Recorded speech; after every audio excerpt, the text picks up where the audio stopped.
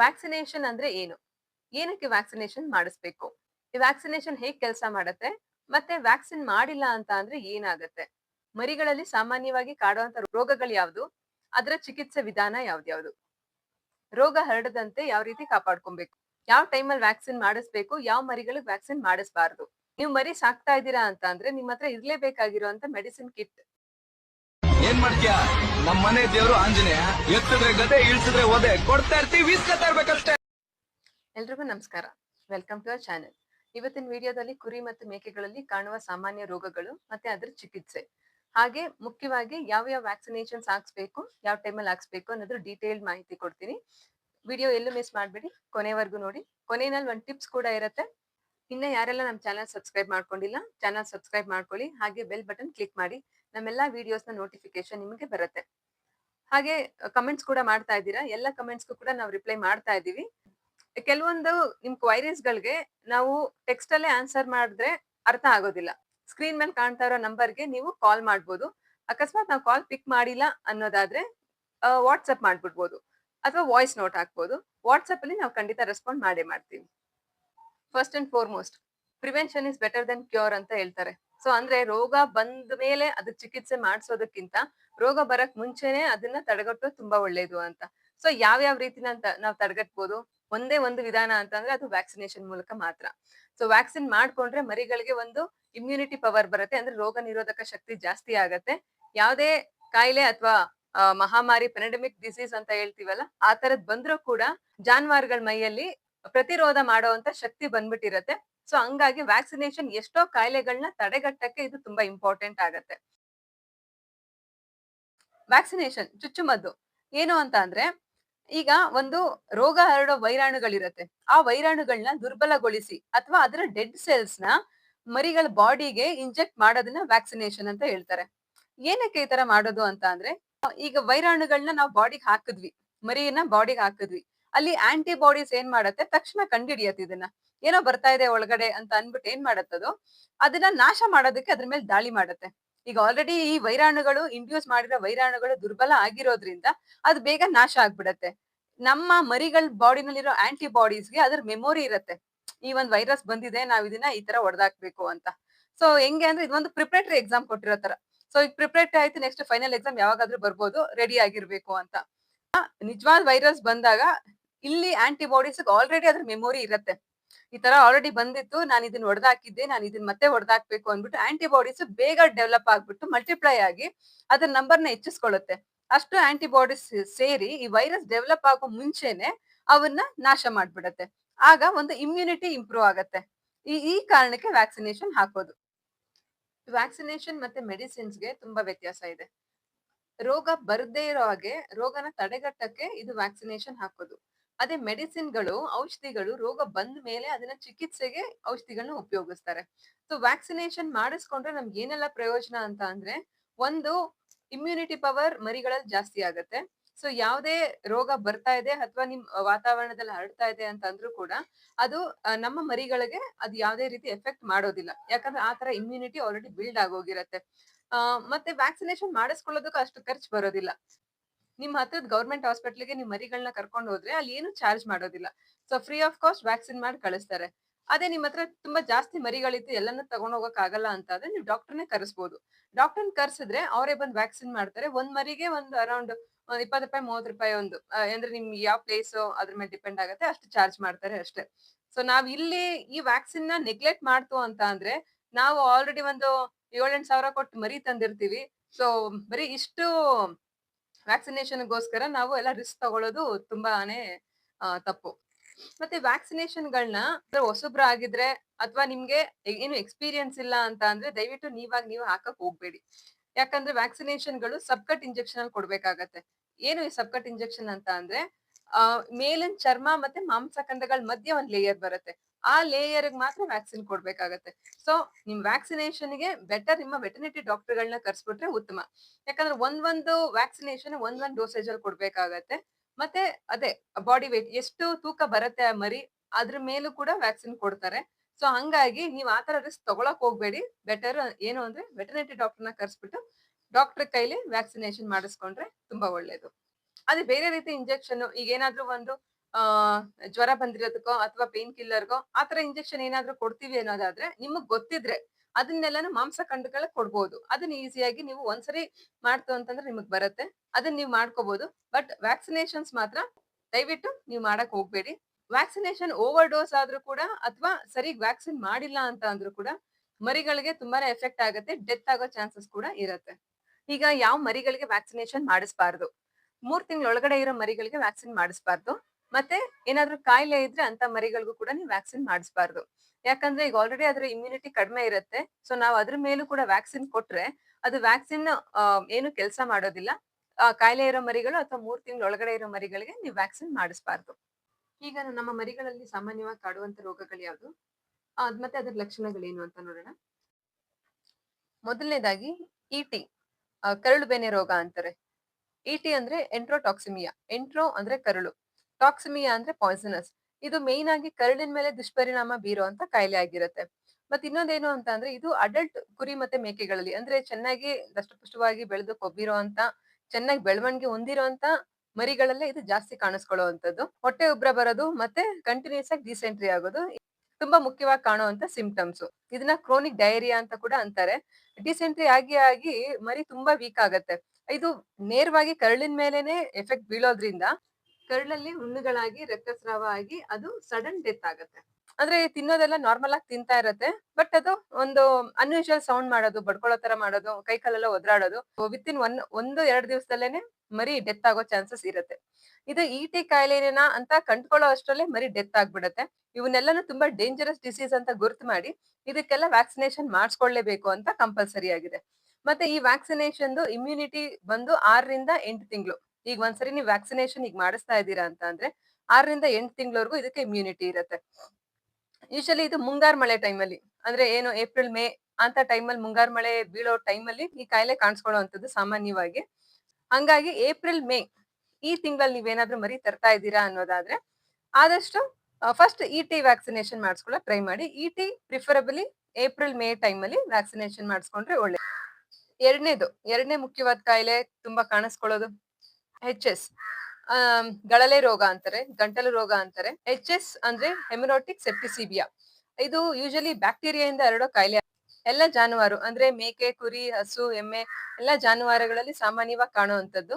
ಇದು ಮಳೆ ಟೈಮಲ್ಲಿ ಅಂದ್ರೆ ಹಿಂಗಾರು ಮಳೆ ಟೈಮಲ್ಲಿ ಜಾಸ್ತಿ ಸಾಮಾನ್ಯವಾಗಿ ಕಾಣಿಸ್ಕೊಳ್ಳೋದು ಹಿಂಗಾರು ಮಳೆ ಟೈಮ್ ಅಂದ್ರೆ ಕಂಟಿನ್ಯೂಸ್ ಆಗಿ ಮಳೆ ಇರುತ್ತೆ, ಕ್ಲೌಡಿ ವೆದರ್ ಇರುತ್ತೆ. ಈ ಟೈಮಲ್ಲಿ ಈ ಎಚ್.ಎಸ್ ರೋಗ ಜಾಸ್ತಿ ಕಾಣಿಸ್ಕೊಳ್ಳುವಂಥದ್ದು. ಇದ್ರ ಮುಖ್ಯವಾದ ಲಕ್ಷಣಗಳೇನು ಅಂತ ಅಂದ್ರೆ ಜ್ವರ ಬರೋದು. ಮೊದ್ಲು ಸಣ್ಣದಾಗಿ ಜ್ವರ ಶುರುವಾಗತ್ತೆ, ಆಮೇಲೆ ಜ್ವರ ಜಾಸ್ತಿ ಆಗತ್ತೆ, ಮೂಗಿನಿಂದ ಮತ್ತೆ ಕಣ್ಣಿಂದ ನೀರ್ ಸುರಿತಾ ಇರೋದು, ಮತ್ತೆ ಸ್ವಲ್ಪ ಉಸಿರಾಟಕ್ಕೂ ಕೂಡ ತೊಂದರೆ ಆಗುತ್ತೆ ಅಂದ್ರೆ ಫಾಸ್ಟ್ ಬ್ರೀತಿಂಗ್ ಈ ತರದೆಲ್ಲ ತೊಂದರೆ ಆಗುತ್ತೆ. ಕೈ ಕಾಲುಗಳಲ್ಲಿ ತುಂಬಾ ನೋವಿರತ್ತೆ. ಅಂದ್ರೆ ಅದು ಜಾಸ್ತಿ ಓಡಾಡೋದಿಲ್ಲ. ಮತ್ತೆ ಅದು ಏನಾದ್ರು ಕುತ್ಕೊಂಡ್ಬಿಟ್ರೆ ತನಗ್ ತಾನು ಸ್ವಂತ ಎದ್ದೇಳಕ್ಕೆ ಕಷ್ಟ ಪಡತ್ತೆ. ಸೊ ಹಿಡಿದು ಎತ್ತಿದ್ರೆ ಒಬ್ರು ನಿಂತ್ಕೊಂಡು ಮೇವು ತಿನ್ನುವಷ್ಟು ಅಷ್ಟು ನಿಶಕ್ತಿ ಆಗ್ಬಿಡುತ್ತೆ. ಸೊ ಇದೆಲ್ಲ ಎಚ್.ಎಸ್ ಕಾಯಿಲೆನ ಲಕ್ಷಣಗಳು. ಹಿಂಗಾರು ಮಳೆ ಟೈಮಲ್ಲಿ ಇದು ತುಂಬಾ ಕಾಣಿಸ್ಕೊಳ್ಳೋದ್ರಿಂದ ಮೇ ಜೂನ್ ಟೈಮಲ್ಲಿ ಇದಕ್ಕೆ ವ್ಯಾಕ್ಸಿನೇಷನ್ ಮಾಡಿಸ್ಕೊಂಡ್ರೆ ಒಳ್ಳೇದು. ಪ್ರಮುಖವಾಗಿ ಎಲ್ಲಾ ಜಾನುವಾರುಗಳಲ್ಲೂ ಕಾಡೋ ದೊಡ್ಡ ರೋಗ ಅಂತ ಅಂದ್ರೆ ಹಿರೇಬೇನೆ ರೋಗ, ಪಿಪಿಆರ್ ಅಂತ ಹೇಳ್ತೀವಿ. ಇದು ವೈರಸ್ ಇಂದ ಹರಡುವಂತದ್ದು. ಇದು ಮೇನ್ ಆಗಿ ಮರಿಗಳ ಮೇಲೆನೆ ಜಾಸ್ತಿ ಪರಿಣಾಮ ಬೀರೋ ಅಂತದ್ದು. ಬಾಯಲ್ಲಿ ಮತ್ತೆ ಮೂಗಲ್ಲಿ ದ್ರವ ಸುರಿತಾ ಇರುವಂತದ್ದು. ಮೂಗಿಂದ ಸೋರಿ ಮೂಗು ಬ್ಲಾಕ್ ಆಗಿ ಬಾಯಿಂದ ಉಸಿರಾಡ್ಬೇಕಾಗತ್ತೆ. ಉಸಿರಾಟಕ್ಕೆ ತೊಂದರೆ ಕೂಡ ಬರುತ್ತೆ. ಕಣ್ಣಲ್ಲಿ ವಿಪರೀತ ಗೀಜು ಗಲೀಜು ಎಲ್ಲ ಬರ್ತಾ ಇರುತ್ತೆ. ಮತ್ತೆ ಮೂಗಿಂದ ಬರೋ ಸಿಂಬಳದಲ್ಲಿ ಕೆಲವೊಂದ್ಸರಿ ಬ್ಲಡ್ ಕೂಡ ಮಿಕ್ಸ್ ಆಗಿ ರಕ್ತನೂ ಬರೋ ಚಾನ್ಸಸ್ ಇರುತ್ತೆ. ಇದ್ರ ಜೊತೆಗೆ ಸಿವಿಯರ್ ಡಿಸೆಂಟ್ರಿ, ಸೊ ಅತಿಸಾರ ಭೇದಿ ಕೂಡ ಆಗತ್ತೆ. ಇದರಲ್ಲಿ ತುಂಬಾ ಈಸಿಯಾಗಿ ಕಂಡಿಡ್ಕೊಳ್ಳೋ ಸಿಂಪ್ಟಮ್ಸ್ ಏನು ಅಂತ ಅಂದ್ರೆ ಬಾಯಿಂದ ಬರೋ ಜೊಲ್ಲಲ್ಲಿ ತುಂಬಾ ವಾಸನೆ ಇರುತ್ತೆ, ತುಂಬಾ ದುರ್ವಾಸನೆ ಬರುತ್ತೆ. ಸೊ ಇನ್ಯಾವ ಡಿಸೀಸ್ ಅಲ್ಲೂ ಕೂಡ ಆತರ ಒಂದು ವಾಸನೆ ಬರೋದಿಲ್ಲ. ಸೊ ಈ ತರ ವಾಸನೆ ಬರ್ತಾ ಇದೆ ಅಂತ ಅಂದ್ರೆ ಅದು 90% ಪಿಪಿಆರ್ ಆಗಿರುತ್ತೆ. ಜುಲೈ ಮತ್ತೆ ಆಗಸ್ಟ್ ತಿಂಗಳಲ್ಲಿ ಪಿಪಿಆರ್ ಗೆ ವ್ಯಾಕ್ಸಿನೇಷನ್ ಮಾಡಿಸ್ಕೋಬೇಕಾಗತ್ತೆ. ನಮ್ ಜಾನುವಾರುಗಳಲ್ಲಿ ಮತ್ತಿನ್ನೊಂದು ಕಾಮನ್ ಆಗಿ ಕಾಣಿಸ್ಕೊಳ್ಳೋ ಕಾಯಿಲೆ ಅಂತ ಅಂದ್ರೆ ಸಿಡ್ಬು. ಮೇಕೆಗ್ ಬಂದ್ರೆ ಮೇಕೆ ಸಿಡ್ಬು, ಕುರಿಗ್ ಬಂದ್ರೆ ಕುರಿ ಸಿಡ್ಬು. ಇದು ಹಸುಗಳಿಗೂ ಬರುತ್ತೆ, ಮನುಷ್ಯರಿಗೂ ಬರುತ್ತೆ. ಮನುಷ್ಯರಿಗ್ ಬಂದ್ರೆ ಅದನ್ನ ಅಮ್ಮ ಅಂತ ಹೇಳ್ತೀವಿ. ಇದು ಬಿಸಿಲುಗಾಲ ಶುರುವಾಗಕ್ ಮುಂಚೆ ಅಂದ್ರೆ ಈ ಚಳಿಗಾಲ ಮುಗ್ದು ಇನ್ನೇನ್ ಬಿಸಿಲುಗಾಲ ಶುರು ಆಗ್ತಾ ಇದೆ ಅನ್ನೋ ಟೈಮಲ್ಲಿ ಇದು ಕಾಮನ್ ಆಗಿ ಬರುತ್ತೆ. ನೋಡಿರ್ಬೋದು ಎಲ್ಲ ಮೈ ಮೇಲೆಲ್ಲ ಗುಳ್ಳೆಗಳಾಗತ್ತೆ. ಆದಷ್ಟು ಯಾವ್ ಸಾಫ್ಟ್ ಆಗಿರೋ ಜಾಗ, ಮುಖ, ಕೈ ಕಾಲು ಕಂಕ್ಳುಗಳ ಹತ್ರ ಜಾಸ್ತಿ ಬೇಗ ಶುರುವಾಗತ್ತೆ, ಮೈ ಪೂರ್ತಿ ಹರಡುತ್ತೆ. ಊಟ ಬಿಟ್ಬಿಡತ್ತೆ ಮರಿಗಳು, ಜ್ವರ ಕಾಣಿಸ್ಕೊಳ್ಳುತ್ತೆ. ಅದಕ್ಕೆ ನಾವು ಏನ್ ಟ್ರೀಟ್ಮೆಂಟ್ ಮಾಡ್ಸಿದ್ರು ಸಹ ಮೇಕೆ ಅಥವಾ ಕುರಿ ತುಂಬಾ ವಿಕಾರ ಆಗತ್ತೆ. ಅದನ್ನ ತಗೊಳ್ಳೋರ್ಗುನು ಇಷ್ಟ ಆಗಲ್ಲ, ಸಾಕೋರ್ಗುನು ಇಷ್ಟ ಆಗಲ್ಲ.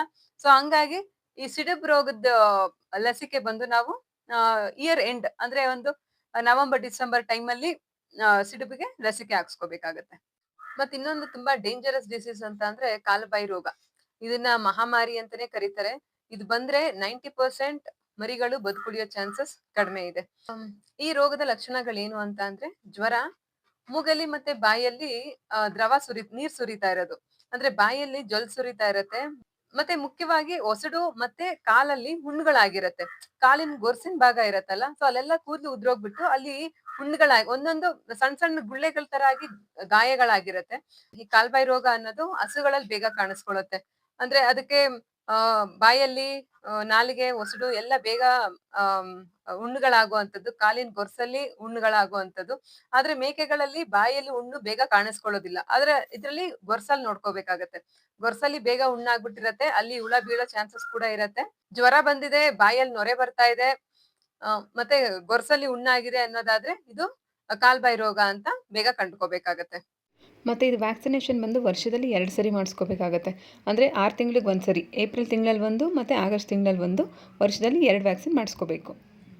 ಮತ್ತೆ ಇನ್ನೊಂದು ಮುಖ್ಯವಾಗಿ ಜಾನುವಾರುಗಳಲ್ಲಿ ಕಾಡುವಂಥದ್ದು ಈ ನೀಲಿ ನಾಲಿಗೆ ರೋಗ, ಬ್ಲೂ ಟಂಗ್ ಡಿಸೀಸ್ ಅಂತ ಹೇಳ್ತಾರೆ. ಅದು ವೈರಸ್ ಇಂದ ಸ್ಪ್ರೆಡ್ ಆಗುವಂತ ಡಿಸೀಸ್. ಈ ರಿಸರ್ಚ್ ಪ್ರಕಾರ ನೋಡಿದ್ರೆ ಇದು ಒಂದು ಸೊಳ್ಳೆ ಕಡಿತದಿಂದ ಬರೋ ರೋಗ ಅಂತ ಹೇಳ್ತಾರೆ. ಸೊ ಕ್ಯೂರಿಕ್ಯಾಟ್ ಅಂತ ಒಂದು ಸೊಳ್ಳೆ, ಸೊ ಈ ಸೊಳ್ಳೆಯಿಂದ ಇದು ಸ್ಪ್ರೆಡ್ ಆಗತ್ತೆ ಅಂತ. ಸೊ ಹಂಗಾಗಿ ನಿಮ್ದು ಯಾವ್ದೇ ಶೆಡ್ ಸುತ್ತಮುತ್ತ ನೀರ್ ನಿಲ್ಸೋದಕ್ಕೆ ಅವಕಾಶ ಇರಬಾರ್ದು. ಆ ನೀರಿನಿಂದ ಉತ್ಪತ್ತಿ ಆಗೋ ಸೊಳ್ಳೆಗಳು ಆ ಸೊಳ್ಳೆ ಬಂದು ಕಡ್ದಾಗ ಈ ಒಂದ್ ರೋಗ ಬರುತ್ತೆ. ಮತ್ತೆ ಇದು ಈಸಿಯಾಗಿ ಇಡೀ ಮಂದೆ ಕುರಿಗಳಿಗೆಲ್ಲಾನು ಸ್ಪ್ರೆಡ್ ಆಗ್ಬಿಡತ್ತೆ. ನೀಲಿ ನಾಲಿಗೆ ರೋಗದ ಪ್ರಮುಖ ಲಕ್ಷಣಗಳು ಜ್ವರ, ನೆಗಡಿ, ಬಾಯಿಂದ ಜೊಲ್ ಸುರಿತಾ ಇರೋದು, ಮುಖ ಮತ್ತೆ ನಾಲ್ಗಿನಲ್ಲೆಲ್ಲ ಊತ ಬಂದಿರೋದು. ನೀಲಿ ನಾಲಿಗೆ ರೋಗಕ್ಕೆ ನೀವು ಆದಷ್ಟು ಸೆಪ್ಟೆಂಬರ್ ಅಲ್ಲಿ ವ್ಯಾಕ್ಸಿನೇಷನ್ ಮಾಡಿಸ್ಕೊಳ್ಳೋದು ಉತ್ತಮ. ಈ ಸೊಳ್ಳೆಗಳನ್ನ ಅವಾಯ್ಡ್ ಮಾಡೋದಕ್ಕೆ ನೀವು ಶೆಡ್ ಅಲ್ಲಿ ನೀಲಗಿರಿ ಸೊಪ್ಪಿನ ಹೊಗೆ ಅಥವಾ ಬೇವಿನ ಸೊಪ್ಪಿನ ಹೊಗೆಗಳು ಹಾಕೊಂಡು ತಕ್ಕಮಟ್ಟದ ಸೊಳ್ಳೆಗಳನ್ನ ಕಂಟ್ರೋಲ್ ಮಾಡ್ಕೋಬಹುದು. ಇವೆಷ್ಟು ನಮ್ಮ ಜಾನುವಾರುಗಳನ್ನ ಬಿಟ್ಟು ಬಿಡ್ದಂಗ್ ಕಾಡುವಂತ ರೋಗಗಳು. ಸೊ ನೀವ್ ಯಾವ ಟೈಮಲ್ಲಿ ಮರಿ ತರ್ತಾ ಇದ್ದೀರಾ ಅಂದ್ರೆ ಯಾವ ಹವಾಗುಣ ಇರತ್ತೆ ಅದನ್ನ ನೋಡ್ಕೊಂಡು ನೀವ್ ವ್ಯಾಕ್ಸಿನ್ ಮಾಡಿಸ್ಕೋಬೇಕಾಗತ್ತೆ. ನಾ ಇದಿಷ್ಟು ಮಾಹಿತಿ ಕೊಟ್ಟಿದ್ದು ನಿಮ್ಮ ಒಂದು ತಿಳುವಳಿಕೆಗೋಸ್ಕರ. ನೀವು ಬೆಟರ್ ಡಾಕ್ಟರ್ನ ಕನ್ಸಲ್ಟ್ ಮಾಡ್ಕೊಂಡ್ರೆ ಹೇಗಿದ್ರು ವ್ಯಾಕ್ಸಿನೇಷನ್ ಡಾಕ್ಟರ್ ಬಂದೇ ಬರ್ತಾರೆ. ಸೊ ಈ ಟೈಮಲ್ಲಿ ಅವ್ರಿಗೆ ಯಾವ ವ್ಯಾಕ್ಸಿನ್ ಮಾಡ್ಬೇಕು ಅನ್ನೋದು ಚೆನ್ನಾಗ್ ಗೊತ್ತಿರತ್ತೆ. ಡಾಕ್ಟರ್ ಹೇಳಿ ಅವ್ರು ಯಾವ ವ್ಯಾಕ್ಸಿನ್ ಹಾಕಿ ಅಂತಾರ ಆ ವ್ಯಾಕ್ಸಿನ್ ಮಾಡಿಸ್ಕೊಂಡ್ರೆ ಉತ್ತಮವಾಗಿರುತ್ತೆ. ಈ ವ್ಯಾಕ್ಸಿನೇಷನ್ ಶೆಡ್ಯೂಲ್ ನಾನು ಏನ್ ಹೇಳ್ದೆ, ಇದು ಕೆಂಗೂರು ಬ್ಯಾಚ್. ಅಂದ್ರೆ ಇವಾಗ ನಾವ್ ಏನ್ ಮಾಡ್ತಾ ಇದೀವಿ 2.5 ಇಂದ 3 ತಿಂಗಳು ಬ್ಯಾಚ್. ಈ ಬ್ಯಾಚ್ ಮಾತ್ರ ಅನ್ವಯ ಆಗತ್ತೆ. ಒಂದ್ ವ್ಯಾಕ್ಸಿನೇಷನ್ ಇಂದ ಇನ್ನೊಂದ್ ವ್ಯಾಕ್ಸಿನೇಷನ್ ಯಾವಾಗ ಮಾಡ್ಬೇಕು, ಎಷ್ಟ್ ಟೈಮ್ ಗ್ಯಾಪ್ ಇರಬೇಕು ಅಂತ ನೋಡೋದಾದ್ರೆ ಆಕ್ಚುಲಿ ಒಂದ್ ವ್ಯಾಕ್ಸಿನೇಷನ್ ಆಗಿ 21 ದಿನಕ್ಕಷ್ಟೇ ಇನ್ನೊಂದ್ ವ್ಯಾಕ್ಸಿನೇಷನ್ ಮಾಡ್ಬೇಕಾಗತ್ತೆ. ನಾವು ಕೆಂಗೂರಿ ಬ್ಯಾಚ್ 3 ತಿಂಗಳಿಗೆ ಕಂಪ್ಲೀಟ್ ಆಗೋದ್ರಿಂದ ನಾವು ಒಂದ್ ವ್ಯಾಕ್ಸಿನ್ 20 ದಿವಸ ಅಂತ ಬಿಟ್ಕೊಂಡು ಹೋಗ್ತೀವಿ ಅನ್ನೋದಾದ್ರೆ ಇಡೀ ಬ್ಯಾಚೇನೆ ಮುಗ್ದೋಗತ್ತೆ. ಸೊ ಹಂಗಾಗಿ 1 ತಿಂಗಳೊಳಗಡೆ ಅಥವಾ 5 ವಾರದ ಒಳಗಡೆ 3 ವ್ಯಾಕ್ಸಿನ್ ಕಂಪ್ಲೀಟ್ ಮಾಡ್ಕೊಂಡಿರ್ಬೇಕಾಗತ್ತೆ. ಈಗ ವ್ಯಾಕ್ಸಿನೇಷನ್ ಮಾಡ್ಸಿಲ್ಲ ಅಂದ್ರೆ ಏನಾಗತ್ತೆ, ಈಗ ಆಂಟಿಬಾಡೀಸ್ ಎಲ್ಲ ತಂಪಾಡಕ್ ತಾವ್ ಇರತ್ತೆ. ಸೊ ಒಂದು ಡೆಡ್ಲಿ ವೈರಸ್ ಬರತ್ತೆ, PPR ಅಂತ ಒಂದು ಡೆಡ್ಲಿ ವೈರಸ್ ಬರತ್ತೆ. ಆ ಆಂಟಿಬಾಡೀಸ್ ಅದು ಬೇಗ ಕಂಡಿಡಿಯಲ್ಲ, ಇದು ಏನಿದು ಬಂದಿರೋದು ಅಂತ ಕಂಡಿಡಿಯಕ್ ಮುಂಚೆ ವೈರಸ್ ಎಲ್ಲ ತುಂಬಾ ಸ್ಟ್ರಾಂಗ್ ಇರತ್ತೆ. ಅವೇನ್ ಮಾಡತ್ತೆ, ಆಂಟಿಬಾಡೀಸ್ನೇನೆ ಡಿಮೈಸ್ ಮಾಡ್ಕೊಂಡ್ ಬಂದ್ಬಿಡತ್ತೆ. ಸೊ ಅವಾಗ ಆಂಟಿಬಾಡೀಸ್ ಎಲ್ಲ ಕಡಿಮೆ ಆಗಿ ವೈರಸ್ ಮೈ ತುಂಬಾ ಹರಡತ್ತೆ. ಸೊ ಹಂಗಾಗಿ ರೋಗ ಬೇಗ ಹರಡಿ ಡೆತ್ ಆಗೋ ಚಾನ್ಸಸ್ ಇರತ್ತೆ. ಎಲ್ಲಾ ಮರಿ ಕುರಿ ಸಾಕೋರ್ ಹತ್ರ ಇರ್ಲೇಬೇಕಾದಂತ ಕೆಲವೊಂದ್ ಮೆಡಿಸಿನ್ಸ್ ಗಳ ಲಿಸ್ಟ್ ಕೊಡ್ತಾ ಇದೀನಿ. ಇದು ನಮ್ಗೆ ಹೆಂಗ್ ವರ್ಕ್ ಆಗಿದೆ ಅನ್ನೋದ್ರ ಮೇಲೆ ನಾವ್ ಇದನ್ನೇ ಯೂಸ್ ಮಾಡ್ತಾ ಇದೀವಿ. ಸೊ ನಿಮ್ ಡಾಕ್ಟರ್ ಹತ್ರ ಕನ್ಸಲ್ಟ್ ಮಾಡಿ ನೀವು ಒಂದು ಲಿಸ್ಟ್ ಮಾಡ್ಕೊಂಡು ನೀವೊಂದು ಕೆಲವೊಂದ್ ಮೆಡಿಸಿನ್ ಲಿಸ್ಟ್ ನೀವ್ ಇಟ್ಕೋಬೇಕಾಗತ್ತೆ. ಅದ್ರಲ್ಲಿ ಮೊದಲನೇದಾಗಿ ಝೈಕ್ಲೋಸ್, ಇದು ಜಂತು ಹುಳದ ಔಷಧಿ. ಯಾವ ರೀತಿ ಹಾಕ್ಬೇಕು ಅನ್ನೋದನ್ನ ನಮ್ಮ ಚಾನೆಲ್ ಅಲ್ಲಿ ವಿಡಿಯೋ ಹಾಕಿದೀವಿ, ವಿಡಿಯೋ ಚೆಕ್ ಮಾಡಿ. ಸೊ ಜಂತು ಬಗ್ಗೆ ಕಂಪ್ಲೀಟ್ ಮಾಹಿತಿ ಸಿಗತ್ತೆ. ಮೇಕೆ ಆಗ್ಲಿ ಕುರಿ ಆಗ್ಲಿ ಯಾವ್ದ್ ತಗೊಬಂದ್ರು ಕೂಡ ಫಸ್ಟ್ ಔಷಧಿ ನೀವು ಹಾಕ್ಬೇಕಾಗಿರೋದು ಜಂತು ಹುಳು ನಾಶಕ. ಎಂಡ್ರೋಫ್ಲೆಕ್ಸಿನ್ ಶೀತ, ಜ್ವರ, ಕೆಮ್ಮು ಈ ಮೂರಕ್ಕೂ ಸರ್ವ್ ಮಾಡತ್ತೆ. 3 ದಿವಸ ಹಾಕ್ಬೇಕು. ಇದು ಆಂಟಿಬಯೋಟಿಕ್. 3 ದಿವಸಕ್ಕೆ ವಾಸಿ ಆಗಿಲ್ಲ ಅಂತಂದ್ರೆ 5 ದಿವಸದ ಕೋರ್ಸ್ ಕಂಪ್ಲೀಟ್ ಮಾಡ್ಲೇಬೇಕಾಗತ್ತೆ. 2 ml ಹಾಕ್ಬೇಕಾಗತ್ತೆ, ಓರಲಿ ಬಾಯಿಗೆ ಹಾಕ್ಬೇಕು. ಇದು ಝೈಮ್ಯಾಕ್ಸ್ ಅಂತ, ಇದು ಕೆಮ್ಮಿನ ಔಷಧಿ. ಎಂಡ್ರೋಫ್ಲೆಕ್ಸಿನ್ ಕೂಡ ಕೆಮ್ಮಿಗೆ ವರ್ಕ್ ಆಗತ್ತೆ. ಸೊ ಫಸ್ಟ್ ಈ ಕೆಮ್ಮು ಆಯ್ತು ಅಂತ ಅಂದ್ರೆ ಡೈರೆಕ್ಟ್ ಆಗಿ ನೀವು ಎಂಡ್ರೋಫ್ಲೆಕ್ಸಿನ್ ಹಾಕಿ 3 ಡೇಸ್ ಅಥವಾ 5 ಡೇಸ್ ನೋಡ್ಬೇಕಾಗತ್ತೆ. ಇದು ನೆಕ್ಸ್ಟ್ ಲೆವೆಲ್ ಆಫ್ ಆಂಟಿಬಯೋಟಿಕ್ ಇರೋದ್ರಿಂದ ಈಗ ನೆಕ್ಸ್ಟ್ ಬಂತು ಅಂದ್ರೆ ಇದಕ್ಕಿಂತ ಹೆಚ್ಚಿನ ಡೋಸೇಜ್ ಆಂಟಿಬಯೋಟಿಕ್ ಕೊಡ್ಬೇಕಾಗುತ್ತೆ. ಸೊ ಹಂಗಾಗಿ ಫಸ್ಟ್ ಎಂಡ್ರೋಫ್ಲೆಕ್ಸಿನ್ ಯೂಸ್ ಮಾಡಿ ಈ ಕೋರ್ಸ್ ವರ್ಕ್ ಆಗಿಲ್ಲ ಅಂತ ಅಂದ್ರೆ ಮಾತ್ರ ಝೈಮ್ಯಾಕ್ಸ್ ಯೂಸ್ ಮಾಡಿ. ಇದು ಕೆಮ್ಮಿನ ಔಷಧಿ 2 ml ಓರಲಿ ಕೊಡ್ಬೇಕು. ಮೆಲೋನಿಕ್ಸ್ ಪ್ಲಸ್ ಅಂತ ಇದು ಒಂದು ಇಂಜೆಕ್ಷನ್. ಇದು ಜ್ವರಕ್ಕೆ ತುಂಬಾ ಜ್ವರ ಇತ್ತು, ಮೇವು ಕೂಡ ತಿಂತಾ ಇಲ್ಲ, ಅದು ಕಂಡ್ಬಿಡೋದಕ್ಕೂ ಕಷ್ಟ ಆಗ್ತಾ ಇದೆ ಅನ್ನುವಾಗ ಮಾತ್ರ ಇಂಜೆಕ್ಷನ್ ಕೊಡಿ, ಇಲ್ಲಾಂದ್ರೆ ಎಂಡ್ರೋಫ್ಲೆಕ್ಸಿನ್ ಜ್ವರಕ್ಕೆ ವರ್ಕ್ ಆಗುತ್ತೆ. ಮಾಂಸಖಂಡಗಳು ಕೊಡುವಂತ ಇಂಜೆಕ್ಷನ್ 2 ml ಅಲ್ಲಿ ಕೊಡ್ಬೇಕಾಗತ್ತೆ ಇದು. ಇದು ಒಂದು ಬಿ ಕಾಂಪ್ಲೆಕ್ಸ್ ಇಂಜೆಕ್ಷನ್. ಇದು ಮರಿ ಏನು ಊಟ ತಿಂತಾ ಇಲ್ಲ ಅಂದ್ರೆ ಜ್ವರ ಇಲ್ಲ ಏನೂ ಇಲ್ಲ ಬಟ್ ಮೇವು ತಿಂತಾ ಇಲ್ಲ ಅಂತ ಅಂದ್ರೆ ಇದನ್ನ 2 ml ತೊಡೆ ಮಾಂಸಖಂಡಕ್ಕೆ ಕೊಡ್ಬೇಕಾಗತ್ತೆ. ಯಾವ್ದೇ ಇಂಜೆಕ್ಷನ್ ಕೂಡ ಅಷ್ಟೇ ತೊಡೆ ಮಾಂಸಖಂಡಕ್ಕೆ ಕೊಡ್ಬೇಕಾಗತ್ತೆ. ಸೊ ಇದು ಒಂದು loose motion tablet stop might bolus ಅಂತ. ಇದು ಅರ್ಧ ಮಾತ್ರೆ ನೀರಲ್ಲಿ ಕರಗಿಸ್ಬಿಟ್ಟು ಕೊಡ್ಬೇಕಾಗತ್ತೆ. Loose motion starting setting time ಅಂತ ಏನಿರತ್ತೆ ಅವಾಗ ಮಾತ್ರ ಆಗತ್ತೆ. ಸೊ ಆಮೇಲೆ ಆಗೋ ಚಾನ್ಸಸ್ ಕಡಿಮೆ ಇರತ್ತೆ. ಆಗ್ಲೂ ಕೂಡ ಆಗತ್ತೆ ಅನ್ನೋದಾದ್ರೆ ಒಂದು ಫೀಡ್ಸ್ ಚೇಂಜ್ ಆಗಿರ್ಬೇಕು, ಇಲ್ಲಾಂದ್ರೆ ಇಂಡೈಜೆಷನ್ ಆಗಿ ಲೂಸ್ ಮೋಷನ್ ಆಗಿರತ್ತೆ. ಸೊ ಹಂಗಾಗಿ ನೀವು ಬ್ರೂಟಾನ್ ರೆಗ್ಯುಲರ್ ಆಗಿ ಕೊಟ್ಕೊಂಡ್ ಬರ್ಬೇಕಾಗತ್ತೆ 2 days once. ಇದು ಮೆಲೋನಿಕ್ಸ್ ಪ್ಲಸ್ ಅಂತ. ಇದು ಬಂದು ಪೇನ್ ಕಿಲ್ಲರ್ ಟ್ಯಾಬ್ಲೆಟ್. ಈಗ ಏನಾದ್ರೂ ಒಂದು ಗುದ್ದಾಡ್ಕೊಂಡು ಏನಾನ ಏಟ್ ಮಾಡ್ಕೊಳ್ಳುತ್ತೆ ಅವೆಲ್ಲ. ಯೂಶಲ್ ಆಗಿ ಹಂಗೆ ಆಗೋದು, ಒಂದಕ್ಕೊಂದು ಗುದ್ದಾಡ್ಕೊಂಡು ಕಾಲು ಕೈ ಏಟ್ ಮಾಡ್ಕೊಂಡು ಕುಂತ್ಕೊಂಡು ನಡೆಯುವಂತದ್ದು ಆಗಿದೆ. ಸೊ ಅವಾಗ ಮಾತ್ರ ಪೇನ್ ಕಿಲ್ಲರ್ ಹಾಕ್ಬೇಕಾಗತ್ತೆ. ಇದು ಒಂದು ಆಂಟಿಬಯೋಟಿಕ್ ಟೆಟ್ರಾಸೈಕ್ಲಿನ್ ಹೈಡ್ರೋಕ್ಲೋರೈಡ್. ಆಂಟಿಬಯೋಟಿಕ್ ಯಾವಾಗ ಏನ್ ಯೂಸ್ ಮಾಡೋದು ಬೇಡ. ತುಂಬಾ ಸಿವಿಯರ್ ಆಗಿ ಹೇಟ್ ಆಗಿದೆ ಅಂತ ಅಂದ್ರೆ ಮಾತ್ರ ಪೇನ್ ಕಿಲ್ಲರ್ ಜೊತೆ ಒಂದು ಅರ್ಧ ಟ್ಯಾಬ್ಲೆಟ್. ಪೇನ್ ಕಿಲ್ಲರ್ ಕೂಡ ಅರ್ಧ, ಆಂಟಿಬಯೋಟಿಕ್ ಕೂಡ ಅರ್ಧ. ಆಂಟಿಬಯೋಟಿಕ್ 1 time ಹಾಕಿದ್ರೆ ಸಾಕಾಗತ್ತೆ. ಪೇನ್ ಕಿಲ್ಲರ್ ಒಂದು 2 time ಹಾಕೊಂಡ್ರೆ ಸಾಕು. ಆಂಟಿಬಯೋಟಿಕ್ ಏನ್ ಜಾಸ್ತಿ ಯೂಸ್ ಮಾಡೋದು ಬೇಡ. ಯಾವ ರೀತಿ ರೋಗಗಳು ಹರಡದೆ ಇರೋ ಹಾಗೆ ನೋಡ್ಕೊಬಹುದು? ಒಂದು ಈಗ ಒಂದ್ ಮರಿಗೆ ಏನೋ ಒಂದು ಸಾಮಾನ್ಯ ಒಂದ್ ಜ್ವರ ಅಥವಾ ಕೆಮ್ಮು ನೆಗಡಿ ಏನೋ ಒಂದ್ ಆಗಿದೆ. ಸೊ ನಾವು ಆದಷ್ಟು ಬೇಗ ಅದನ್ನ ಕಂಡಿಡ್ಕೊಂಡು ಅದನ್ನ ಸೆಪರೇಟ್ ಮಾಡ್ಬೇಕಾಗತ್ತೆ. ಅದಕ್ಕೆ ಸೆಪರೇಟ್ ಆಗಿ ನೀರು ಊಟ ಕೊಡ್ಬೇಕಾಗತ್ತೆ. ಸೊ ಅದು ಒಂದು ಮರಿಗ್ ಬಂದ್ರೆ ಅದು ಸೇಮ್ ನೀರು ಕುಡಿಯತ್ತೆ, ಅವಾಗ ಎಲ್ಲಾನು ಕುಡಿಯತ್ತೆ, ಹಂಗಾಗಿ ಬೇರೆದಕ್ಕೂ ಹರಡೋ ಚಾನ್ಸಸ್ ಇರತ್ತೆ. ನಾವ್ ಆದಷ್ಟು ಬೇಗ ಅದನ್ನ ಕ್ವಾರಂಟೈನ್ ಮಾಡ್ಕೊಂಡ್ರೆ ಒಳ್ಳೇದು. ಈಗ ನಾವೇ ಮೆಡಿಸಿನ್ ಕೊಡ್ತಾ ಇದೀವಿ, ಒಂದ್ ಆಂಟಿಬಯೋಟಿಕ್ ಕೊಡ್ತಾ ಇದೀವಿ ಅಂತ ಅಂದ್ರೆ ಅದನ್ನ ಕೋರ್ಸ್ ಕಂಪ್ಲೀಟ್ ಮಾಡ್ಬೇಕು. ಏನು ಅಂತ ಅಂದ್ರೆ ಅದು 3 days 3 ದಿವಸ ಅಥವಾ 5 ದಿವಸ ಕೋರ್ಸ್ ಇರತ್ತೆ. ಈಗ ಒಂದ್ ಜ್ವರ ಬಂತು, ಅದಕ್ಕೆ ನಾವು ಮೆಡಿಸಿನ್ ಕೊಡ್ತಾ ಇದೀವಿ, ಅದಕ್ಕೆ 3 ದಿನದ ಕೋರ್ಸ್ ಕಂಪ್ಲೀಟ್ ಮಾಡ್ಲೇಬೇಕು. ಈಗ ಜ್ವರ ವಾಸಿ ಆಯ್ತು ಅಂದ್ಬಿಟ್ಟು 1 ದಿನಕ್ಕೆ ಅಥವಾ 1-2 ಡೋಸ್ಗೆ ನಿಲ್ಲಿಸಬಾರ್ದು. ಹೋದ್ರೂ ಕೂಡ ಅದಕ್ಕೆ 3 ದಿನದ ಕೋರ್ಸ್ ಕಂಪ್ಲೀಟ್ ಮಾಡ್ಲೇಬೇಕು. ಈಗ 3 ದಿವಸ ಔಷಧಿ ಹಾಕಿದೀರಾ ಇನ್ನ ವಾಸಿ ಆಗಿಲ್ಲ ಅಂತ ಅಂದ್ರೆ 5 ದಿವಸ ಕಂಪ್ಲೀಟ್ ಮಾಡ್ಲೇಬೇಕಾಗತ್ತೆ. ಹಂಗೆ ನಾವು ಕೋರ್ಸ್ ಕಂಪ್ಲೀಟ್ ಮಾಡಿದ್ರೆ ಮಾತ್ರ ಆಂಟಿಬಯೋಟಿಕ್ಸ್ ವರ್ಕ್ ಆಗತ್ತೆ. ಈಗ ಸಡನ್ ಆಗಿ ಫೀಡ್ ಚೇಂಜ್ ಮಾಡೋದು ಅಂದ್ರೆ ಈಗ ನಮಗ್ ಗೊತ್ತಿರತ್ತೆ, ಈಗ ನಮ್ಮ ಹತ್ರ ಇರೋ ಮೇವು ಎಷ್ಟು ದಿವಸದ್ ಬರತ್ತೆ. ಈಗ ಒಂದ್ ಫೀಡ್ಸ್ ಒಂದ್ ವಾರಕ್ಕೆ ಎಷ್ಟ್ ಬೇಕೋ ಅಷ್ಟ್ ನೋಡ್ಕೊಂಡಿರ್ತೀವಿ. ಕಡಿಮೆ ಆಗ್ತಾ ಇದೆ ಅಂತ ಅಂದ್ರೆ 3-4 ದಿವಸ ಮುಂಚೆ ಅಂತ ತರ್ಸ್ಕೊಳ್ಳೇಬೇಕು. ಈಗ ಫಾರ್ ಎಕ್ಸಾಂಪಲ್ ನಾವು ಈಗ ಕೊಡ್ತಾ ಇರೋ ಫೀಡ್ ಸಿಗ್ತಾ ಇಲ್ಲ, ಬೇರೆ ಏನೋ ಚೇಂಜ್ ಆಗತ್ತೆ ಅನ್ನೋದಾದ್ರೆ ನಾವೇನ್ ಮಾಡ್ಬೇಕು, ಸ್ಟಾರ್ಟಿಂಗ್ ಇಂದ ಅದಕ್ಕೆ ಪ್ರಾಕ್ಟೀಸ್ ಮಾಡ್ಕೊಂಡ್ ಬರ್ಬೇಕು. ಈಗ ನಾವೇನ್ ಫೀಡ್ಸ್ ಕೊಡ್ತಾ ಇದೀವಿ ಅದು ಒಂದ್ 3/4 ಭಾಗ, ಹೊಸದ್ ಏನ್ ಸಿಗತ್ತೆ ಅದು ಒಂದ್ 1/4 ಭಾಗ, ಹಂಗ್ ಮಿಕ್ಸ್ ಮಾಡ್ಕೊಂಡ್ ಬರ್ಬೇಕು. ನೆಕ್ಸ್ಟ್ ದಿವಸಕ್ಕೆ ಒಂದ್ ಅರ್ಧ, 3ನೇ ದಿವಸಕ್ಕೆ ಇದೊಂದ್ 1/4 ಭಾಗ ಅದೊಂದ್ 3/4 ಭಾಗ, 4ನೇ ದಿನಕ್ಕೆ ಕಂಪ್ಲೀಟ್ ಆಗಿ ಅದೇ ಕೊಟ್ರೆ ಅದ್ ಆ ಫೀಡ್ಸ್ ಅಡ್ಜಸ್ಟ್ ಆಗ್ಬಿಟ್ಟಿರತ್ತೆ, ಅದ್ ತಗೊಳತ್ತೆ. ನಾವು ಚೇಂಜ್ ಮಾಡಿರೋ ಫೀಡ್ಸ್ ಮರಿಗ್ ಗೊತ್ತೇ ಆಗ್ದಂಗೆ ಅದಕ್ಕೆ ಅಡ್ಜಸ್ಟ್ ಆಗೋಗತ್ತೆ. ಈಗ ನೀವ್ ಯಾವ್ದೇ ಹಸಿ ಮೇವು ಕೊಡ್ತಾ ಇದೀರಾ ಅಂತ ಅಂದ್ರೆ ಈಗ ಅಗಸೆ ಸೊಪ್ಪು ಹಾಕ್ತಿವಿ ಅಂತಾರೆ ಅಥವಾ ಜೋಳ ಹಾಕ್ತಿವಿ ಅಂತ ಅಂತಾರೆ. ಸೊ ನೀವ್ ಈ ತರ ಹಸಿದ್ ಕೊಡ್ತಾ ಇದೀರಾ ಅಂತ ಅಂದ್ರೆ ಡೈರೆಕ್ಟ್ ಆಗಿ ಅವಾಗ್ಲೇ ಕಡ್ಕೊಂಡ್ಬಂದು ಹಂಗೆ ಹಾಕ್ಬಿಡ್ಬಾರ್ದು. ಅಲ್ಲಿ ನೀರ್ ಇರತ್ತೆ, ಅದ್ರ ಮೇಲೆ ನೀರ್ ಕುತ್ಕೊಂಡಿರುತ್ತೆ ಮಳೆ ಟೈಮ್ ಅಲ್ಲೆಲ್ಲಾನು.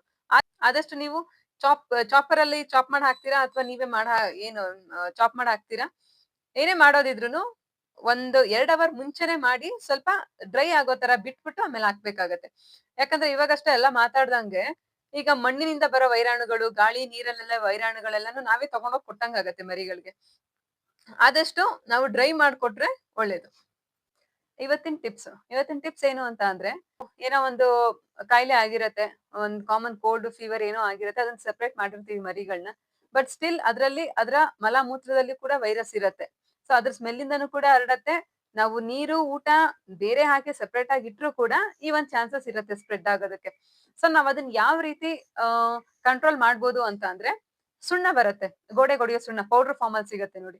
ಆ ಸುಣ್ಣನ್ ತಗೊಂಡು ಅಟ್ಟಣಿಗೆ ಅಥವಾ ಕೊಟ್ಟಿಗೆ ಎಲ್ಲಿ ಮರಿ ಬಿಡ್ತೀರಾ ಅಲ್ಲಿ ಎಲ್ಲಾ ಇರೋ ಕಡೆ, ಅದು ಒಂದಿರೋ ಕಡೆ ಮಾತ್ರ ಅಲ್ಲ, ಎಲ್ಲಾ ಕಡೆಗೂ ಸಿಂಪಡಿಸ್ಕೊಂಡ್ ಬಂದ್ಬಿಡ್ಬೇಕು. ಬರೀ ಪೌಡರ್ನ ಡ್ರೈ ಪೌಡರ್ ಕೈಯಲ್ಲಿ ತಗೊಂಡು ಪೂರ್ತಿ ಹಾಕೊಂಡ್ ಬಂದ್ಬಿಡ್ಬೇಕು. ಸುಣ್ಣ ಎಷ್ಟು ಎಫೆಕ್ಟಿವ್ ಆಗಿ ಕೆಲಸ ಮಾಡತ್ತೆ ಅಂತ ಅಂದ್ರೆ, ಆ ಒಂದು ಎಫೆಕ್ಟ್ ಮಾಡೋ ವೈರಾಣುಗಳನ್ನ ಸುಟ್ಟಾಕತ್ತೆ, ಮತ್ತೆ ಸ್ವಲ್ಪ ಹೀಟಿಂಗ್ ಎಫೆಕ್ಟ್ ಕೂಡ ಕೊಡುತ್ತೆ. ಇದು ಸುಣ್ಣದ್ದು ಡೆಫಿನೆಟ್ಲಿ 100% ವರ್ಕ್ ಆಗತ್ತೆ. ಟ್ರೈ ಮಾಡಿ. ಇವಿಷ್ಟು ವ್ಯಾಕ್ಸಿನೇಷನ್ ಮತ್ತು ಮೆಡಿಸಿನ್ಗಳ ಬಗ್ಗೆ ಮಾಹಿತಿ ಆಯಿತು. ನಿಮಗೆ ಯಾವ ವಿಷಯದ ಬಗ್ಗೆ ಮಾಹಿತಿ ಬೇಕು, ವಿಡಿಯೋ ಮಾಡಬೇಕು ಅಂತ ಕಮೆಂಟ್ ಮಾಡಿ ತಿಳಿಸಿ. ಆ ವಿಷಯದ ಬಗ್ಗೆ ವಿಡಿಯೋ ಮಾಡೋದಕ್ಕೆ ಟ್ರೈ ಮಾಡ್ತೀನಿ. ಹಾಗೆ ಈ ವಿಡಿಯೋ ಇಷ್ಟ ಆಗಿದರೆ ಲೈಕ್ ಮಾಡಿ, ಶೇರ್ ಮಾಡಿ, ಚಾನಲ್ ಸಬ್ಸ್ಕ್ರೈಬ್ ಮಾಡ್ಕೊಳ್ಳೋದು ಮರಿಬೇಡಿ. ಇನ್ನೊಂದು ಹೊಸ ವಿಡಿಯೋ ಜೊತೆ ಮತ್ತೆ ಸಿಗ್ತೀನಿ. ಅಲ್ಲಿವರೆಗೂ ನಗ್ತಾಯಿರಿ, ಖುಷಿಯಾಗಿರಿ. Thank you.